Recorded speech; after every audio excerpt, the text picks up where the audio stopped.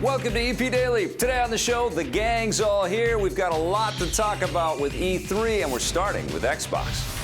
Plus, the fun continues when we take a closer look at Sony's offerings from the show. And then no big gaming discussion from E3 would be complete without everything from Nintendo.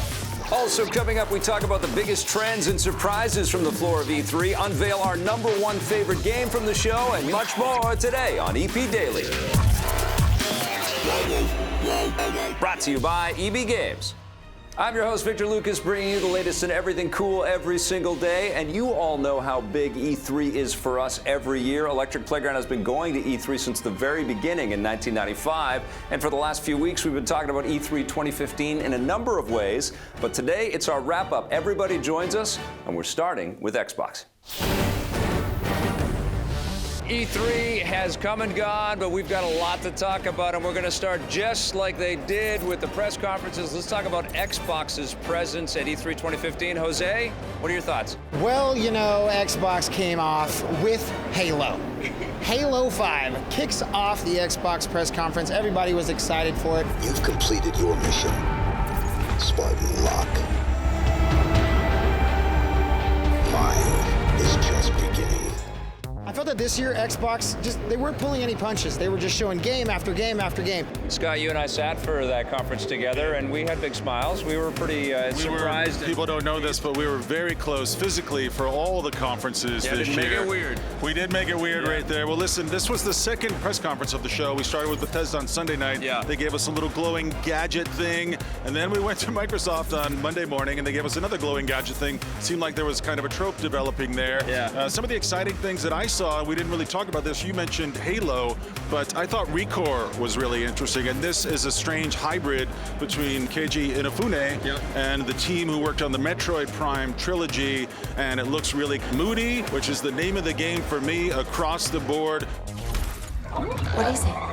Also, I thought there were some really interesting things when it comes to backwards compatibility. I did not know that the Xbox One could do this. Apparently, all of your Xbox 360 games can be played on the Xbox One, which is really exciting. There was some big hardware announcements there, too. The partnership, obviously, with Oculus, but also Valve and Vive. And they also showed off a very expensive but unbelievably badass controller that all 6 of us are going to be begging Microsoft to send us. Yeah, because we're not going to spend $150 on the Elite controller. No celebrities, but we did have a car come out of the ceiling. Yeah, that was nice. I think that car might have belonged to Tommy Tallarico, I believe. I think I've seen him drive that one around in LA. This was a very exciting show for Microsoft because you're right, they just sort of came out with game after game after game, but they also came out with franchise after franchise after franchise, and other than Recore, Cuphead we've actually seen, that came out last year. Yeah. I thought that they could have done a little bit of a better job, maybe showing us some more like 2016, like further down the line, brand new stuff. A lot of their stuff is 2015, and that's exciting because we like to see new stuff. I like to see stuff that's going to be in the future. Wasn't a ton of ambition there, but there was a ton of really solid games. There's really solid fun. Some notable absences too. We didn't see anything to do with Crackdown. We didn't see Quantum Break. I thought it was kind of cool, actually, that Microsoft is focusing on 2015 and the stuff we're going to see soon. Microsoft is like, this year you're going to play Halo, this year you're going to play Tomb Raider, you're going to play a redo of Gears of War. It's all kind of the near-term stuff that we can get excited for now. It's kind of funny, we're not really talking about Gears of War. Does it matter anymore? Tell me you heard that. Fair! I do. I mean, we're getting an old game. The new game isn't coming out for another year, and they didn't show us much on it. I think that's a smart play, though, because it will, I mean, that was an incredible game when it came out, and they're doing a lot of work to kind of refresh it.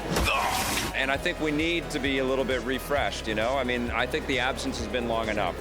Let's just get the hell out of here. We have to just talk about one last thing, which was the HoloLens demo they had with Minecraft. Because this was probably the coolest thing that any of these press conferences had on a stage. Yes. This was an amazing demo. Whatever camera they used to show us what this person is staring at, It was mind-boggling. that was very, very cool. I think that might have been the coolest thing in their whole show. So what would you give Xbox? I think it was solid. I don't think it was spectacular. 8 out of 10. I'm right there too, 8 out of 10. 7. I'm going to give it an 8. I like an 8. I'm giving it an 8 as well. All right, looking like an 8 for Xbox. Nice work from Xbox there, bravo. Yes, but guess what? Sony also had a showing, so let's see how they did. E3 2015 was a phenomenal experience. We are now going to talk about the PlayStation side of the experience. Marissa, how did Sony and the PlayStation 4 specifically do at the show this year? Well, we have to talk about the first game they brought out right out of the gate. Oh my God, The Last Guardian. Are you kidding me? Durga!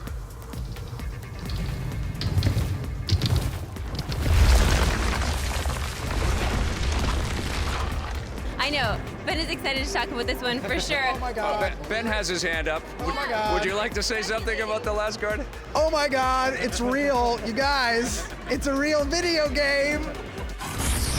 Every year we come to the show and we go, is it going to be The Last Guardian? And I tweet, oh, I'm going to do The Last Guardian. Yeah. And I sound like that because I'm an idiot because we never see it. That's how we read your tweets. So.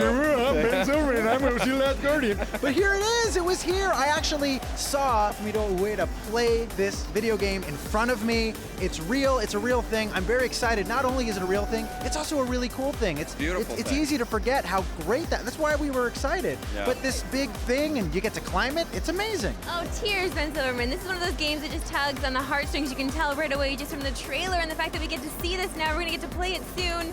Tears!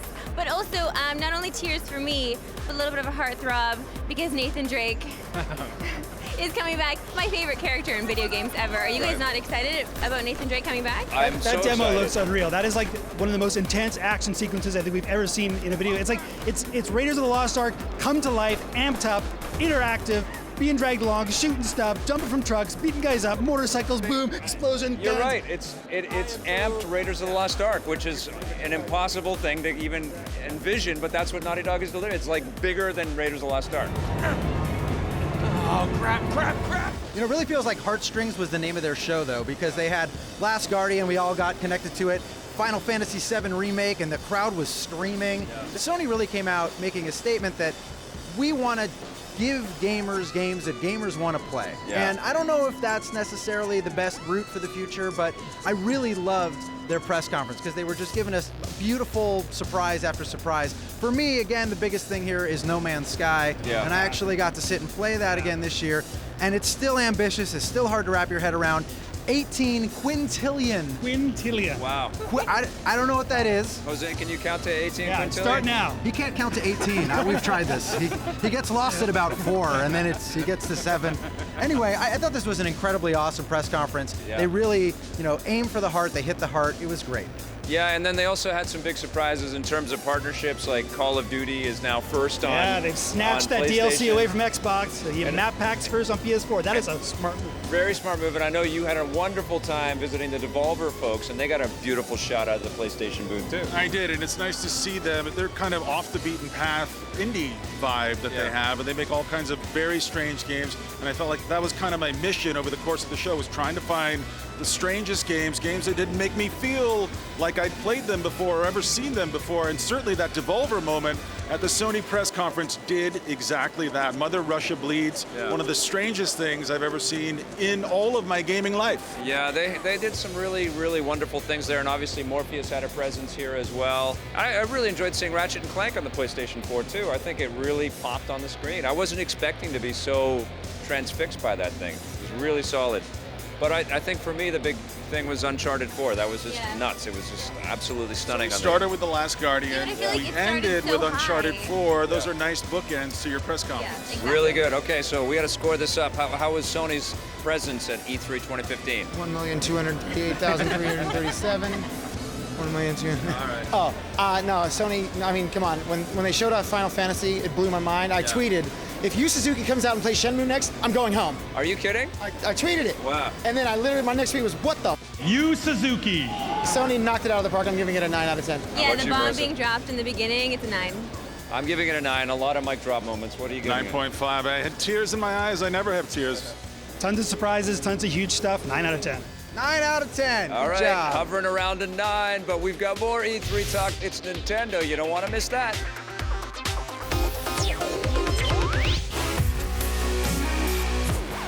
Welcome back to EP Daily. You know, E3 happened, it feels like sometimes 5 seconds ago. I know, I can still smell it on you, Jones. Well, listen, we got your memo, and I'm going to shower and get the Los Angeles smell off me, but we've heard so far from all the big companies at E3. We heard from Sony, we heard from Microsoft. Yeah. There's one we haven't heard from yet, but I can't remember the name of it. Well, I think you might be talking about Nintendo, so we gathered all the EP hosts we could find to talk about them. Here's Nintendo. I wonder what's next.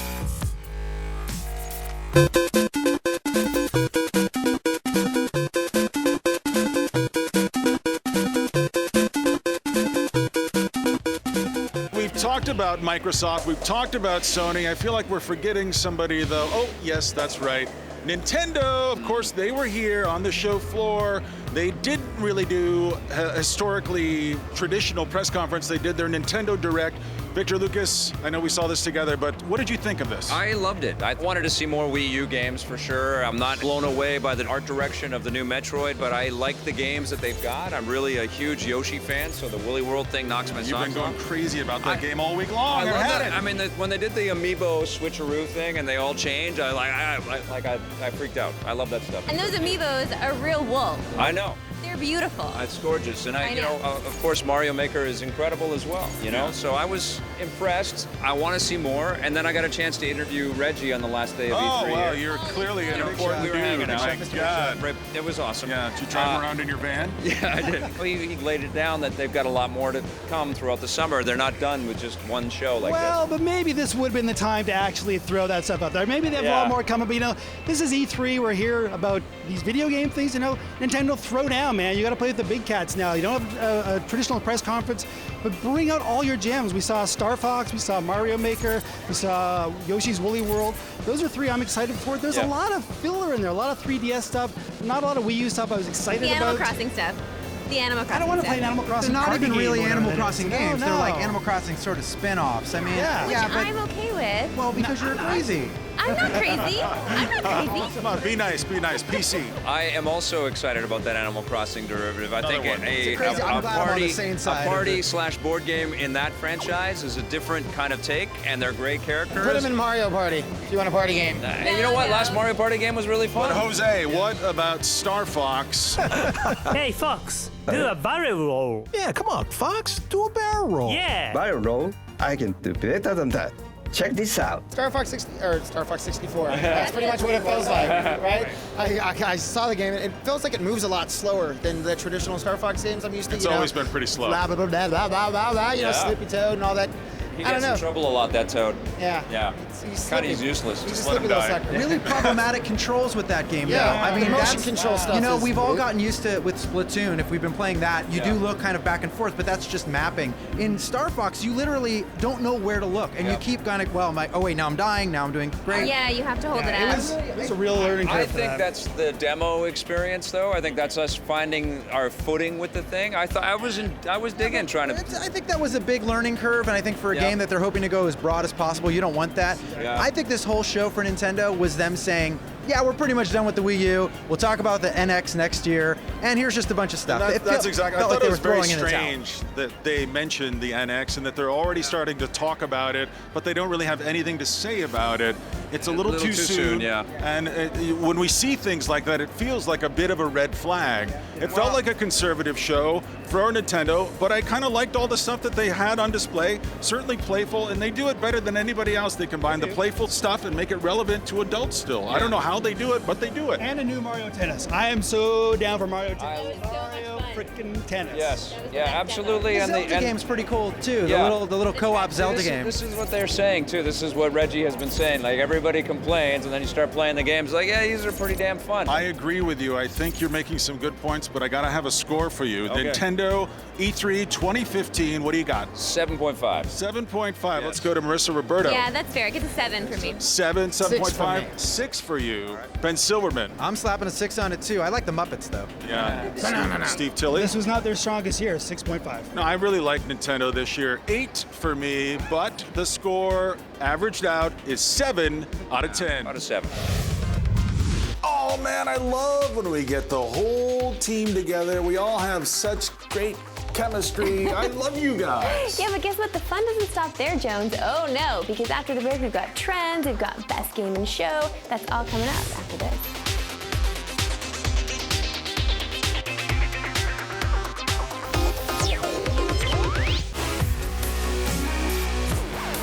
Welcome back to EP Daily. E3, without a doubt, is one of the finest moments we have all year long, which is why we're still talking about it right now. The show happened recently, and we got the whole EP gang together to talk about trends, to talk about surprises, and best of all, to talk about the game of the show.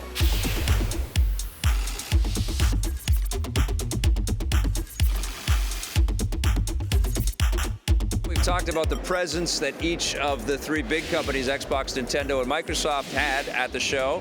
But let's now talk about some of the trends that we spotted and also get down to the nitty-gritty. What was our favorite game of E3 2015? Jose, let's start with you. Well, for me, it came down, there was 3 big games at E3, and it was Game 6 of the NHL playoffs, Game 6 of the NBA playoffs, and Game of Thrones series finale, or season finale. Holy crap, I was blown away by all those games. I give them all 10s.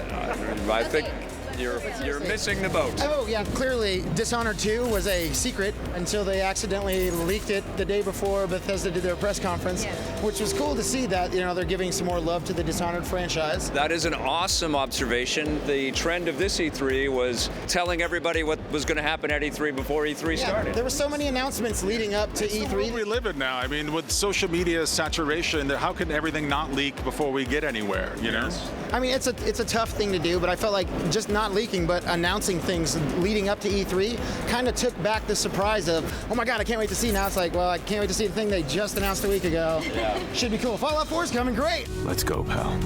The only real surprise really was the Last Guardian. I mean, I don't know how Sony protected that information and that nobody knew about. I mean, I didn't know. Maybe you knew about it. I know you have some information. No, I didn't. I didn't know about it. That was a shocker. Yeah. In addition to it being Leaky 3, it was also VR 3, because this was the year VR came out of this tiny little meeting rooms and actually made it into the halls. I mean, we got to see it in a lot of places. And actually, for me, the Oculus Rift Touch experience was maybe the most staggering thing I've seen at the show. Dude, you stole my moment of the show. You can have it too. All right. Okay, we can share this moment. The thing that I loved about it, Steve, and I think you'll agree with me on this, is that this is one of those rare instances where controls fall away, which is the object of every single gamepad you've ever held. The design of it is so that you forget that you're holding a gamepad. Yeah. The Oculus Touch, when you're kind of interacting in this environment and they have this amazing demo where you're moving things around, after about 2 or 3 minutes, I forgot I was holding anything. And I'm just moving my hands around, interacting. I had a slingshot, I had a gun, I did all kinds of stuff. It was so transformative, and this experience is transformative when you get that headset on your head. Still a big problem talking about this stuff, but it was huge at E3, right? It brought fun to just playing in a toy box. Like, we were playing with blocks and just laser shooters. Like, it just felt like I was a kid again in this demo. It was crazy. That demo honestly blew my mind. Vic watched me in this demo, and I couldn't believe any of it. I was shaking after, 1, because I was cold, but 2, because I was sweating.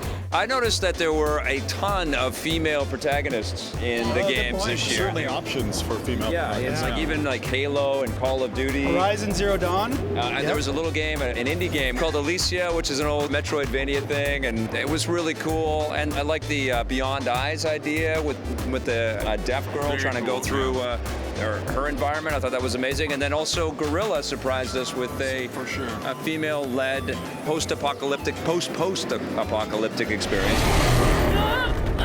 We've got to pick our game of show, guys. Oh boy, that's easy. Can I start? Scott Jones. Last Guardian, of course. Duh. My heart wants to go with Fallout 4, but I gotta say Uncharted 4, because that blew me away. I'm gonna go with his heart and say Fallout 4. As much as I love The Last Guardian and No Man's Sky, that's the one I'm gonna be playing the most this year. We seem to have lost contact with our affiliate stations. Stand by.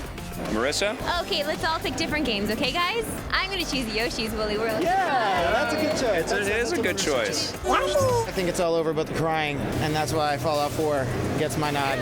2 votes for Fallout 4. It's up to me, I guess, because I'm going with Uncharted 4. Of course, yeah. So we've got a tie. We got 2 4s. We got Uncharted. Vic's vote counts as 2, right? No, I'm not going to do that this year. Fallout 4, Uncharted 4 are games of show. You guys, this is a week before Batman comes out. It's not out yet, and he didn't pick Batman. And he picked Uncharted over Batman. So you're ruining every take. But here is the truth. We have got so much fun headed our way. It is ridiculous. So get ready. If you want more EP, go to our website, epn.tv, for bonus content and full episodes. We're also on Facebook and Twitter.